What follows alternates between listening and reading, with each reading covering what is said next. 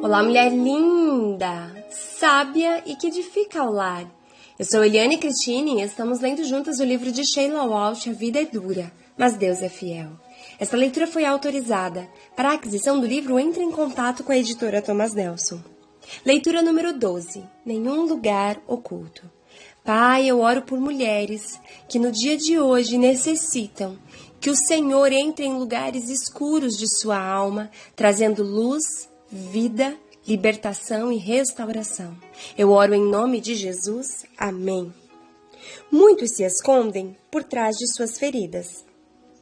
Ao longo dos anos, descobri que minha história não é singular.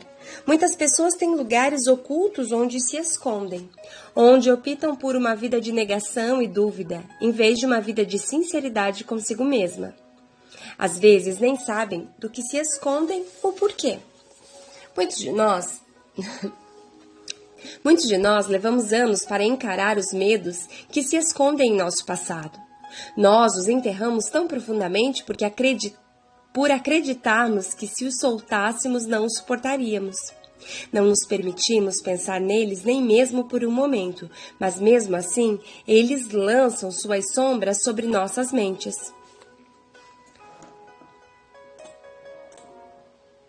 A palavra grega para salvação significa salvar, curar, fazer completo, e é isso que acontece na cruz. O Pai se comprometeu a lançar sua luz e trazer a paz para os lugares mais escuros onde se escondem o medo e a tristeza. Infelizmente, é possível experimentar a alegria da salvação, ainda que sem permitir que Deus lance sua luz em todos os lugares que Ele deseja iluminar. E os lugares que você continuar escondendo servem como lar para o inimigo, onde ele crava suas garras em seu coração. Uma das minhas passagens favoritas das Escrituras encontra-se na segunda carta aos Coríntios, onde Paulo fala por experiência própria. De todos os lados somos pressionados, mas não desanimados. Ficamos perplexos, mas não desesperados. Somos perseguidos, mas não abandonados. Abatidos, mas não destruídos. Capítulo 4, do versos 8 ao 9. As palavras de Paulo me lembram de uma música maravilhosa. Seu refrão diz o seguinte: aos olhos do céu não há perdedores. Aos olhos do céu não há causa perdida. Apenas pessoas como você, com sentimentos iguais aos meus, maravilhadas pela graça que encontramos aos olhos do céu.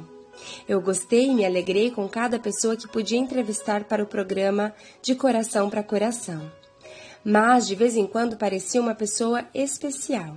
Havia algo nessas pessoas que despertavam em mim o desejo de embrulhá-las e levá-las para casa. A manhã seguinte. Alcacha é o tipo de pessoa tão caloroso e verdadeiro. Também o admiro como letrista e compositor. Ele ganhou um Oscar de melhor canção original para o filme A Manhã Seguinte, que ele escreveu com John Wilson. A canção tornou-se também o tema musical para o filme O Destino de Poseidon. Ainda me lembro de ter assistido a este filme com minha mãe num pequeno cinema escocês que sempre mostrava 2 filmes seguidos. De alguma forma eu me confundi com os horários e minha mãe e eu tivemos que suportar 2 horas e meia do pior filme de John Wayne que existe. Antes da exibição do filme, a que queríamos assistir às 21h25, mas adoramos o filme. Naquela noite, no ônibus que nos levava de volta para casa, fiquei cantarolando Há de existir uma manhã seguinte. Acabei descobrindo que Alcacha escreveu aquela canção após ter uma experiência muito pessoal.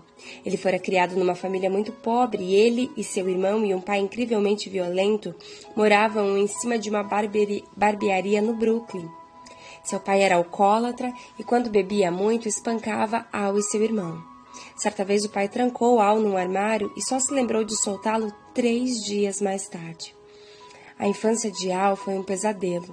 No ensino médio, conseguiu um papel na apresentação escolar do musical Oklahoma e ficou muito feliz por poder cantar e fazer parte do teatro. Seu pai, bêbado, invadiu o teatro da escola e protagonizou uma cena terrível. Mais tarde, o garoto foi espancado por ter ousado sentir vergonha da conduta do pai. Certo dia, Al não aguentou mais quando seu pai tentou atacá-lo. O Al revidou o derrubou e saiu de casa para nunca mais voltar. A mãe de Al não o maltratou fisicamente, mas seu tratamento foi talvez mais prejudicial ainda. Ela não conseguia expressar seus sentimentos. Nunca conseguia dizer a ele: "Ótimo trabalho, filho, tenho orgulho de você." Em vez disso, exigia que Al sempre se superasse.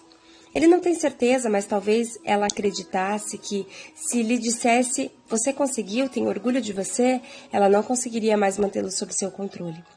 Quando conversei com o Al em 1990 no programa de Coração para Coração, eu lhe disse que havia assistido ao Oscar quando a manhã seguinte foi nomeada.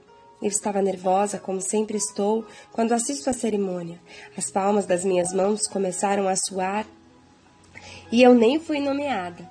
Sempre que alguém vence, sinto-me como se aquela pessoa fosse minha irmã ou meu irmão, ou me encho de alegria apesar de nem conhecê-lo. Quando a manhã seguinte venceu e o nome de Al foi anunciado, eu imaginei como ele deveria estar empolgado por poder subir ao palco.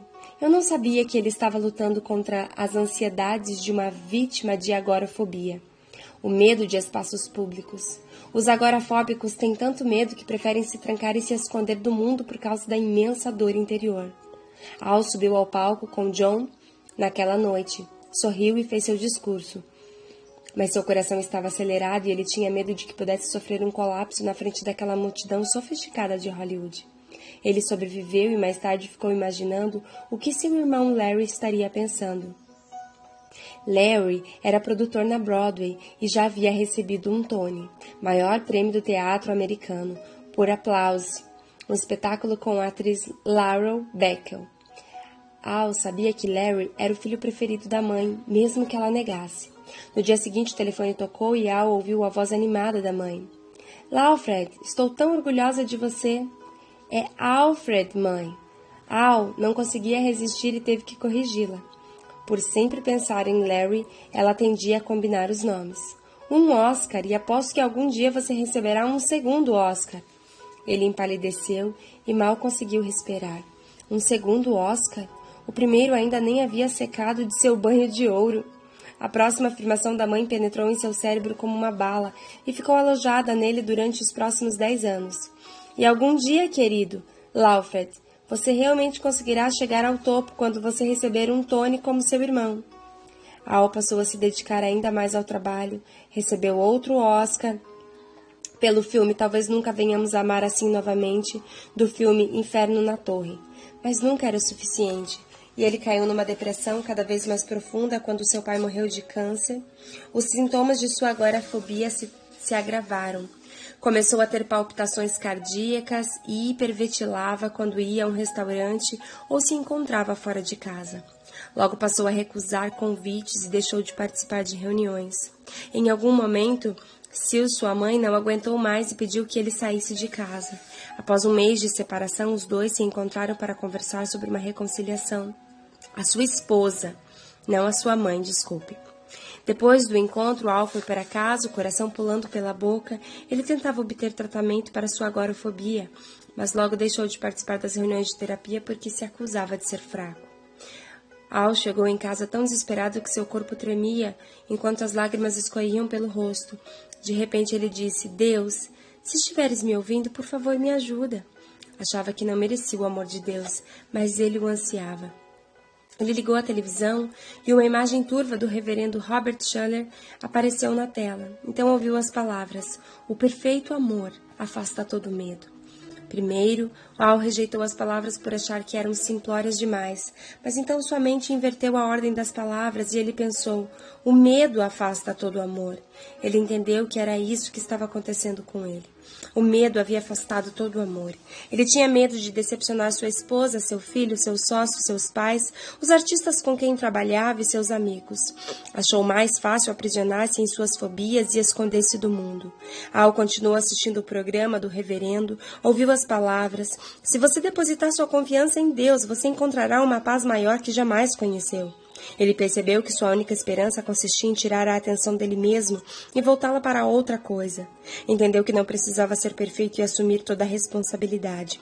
Ele só precisava ser autêntico e sincero. E tudo que Deus queria é que ele desse o seu melhor. Ali em seu quarto, diante da TV, Al sussurrou uma única palavra: Jesus. Ele continuou repetindo a mesma palavra e, ao fazê-lo, seu medo se dissipou e a paz começou a encher seu coração. Ele lembra, sentia como se uma luz ofuscante invadisse o quarto. Parecia-me como se uma janela tivesse sido aberta.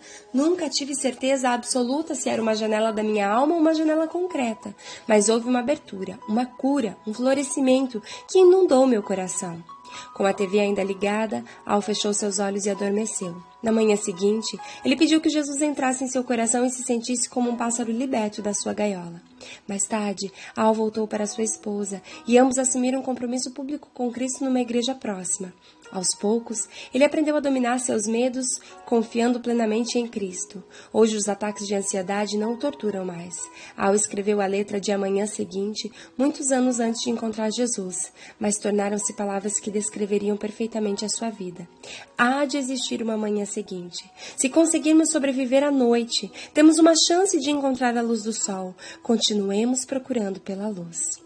Al-Kashi encontrou a luz. Ele permitiu que Cristo iluminasse seus lugares ocultos e desde então nunca mais foi o mesmo. Uau, glória a Deus! Não permita que o mundo, que este século, que o teu trabalho, que a tua igreja, que os teus líderes te digam que você não basta. Que os teus familiares, que o teu marido, que os teus pais digam que você não basta, você basta. Você é importante para Deus. Você é singular. Você é preciosa. Você é relevante. Você não é uma pessoa insignificante. Você é dotada de maestria. Você foi feita com perfeição. Você foi criada de modo extraordinário por um Deus e um Pai de amor que te cuida nos detalhes. Um grande beijo, Deus te abençoe e até a nossa próxima leitura.